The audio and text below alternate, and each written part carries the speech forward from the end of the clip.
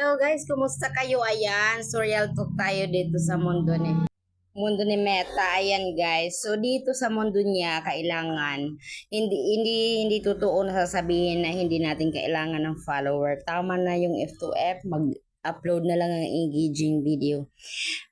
Guys, ito yung totoo po diyan. Hindi po lahat gawa ng engaging content, 'di ba?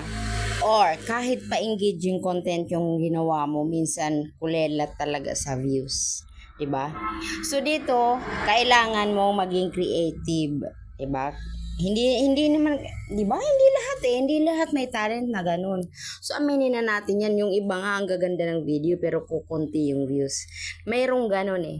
So need natin ng parami ng follower, at least man lang sa 1,000 na madadagdag sa followers mo, may magre-react dyan na 100 o 200, di ba? Ganun eh. Ganun talaga yung kalakaran dito. Kaya wag sabihin na tama na yung F2F. Hindi po totoo yan. Kailangan natin ng follower. Kasi yung mga dati nating follower, minsan naglalaho sila.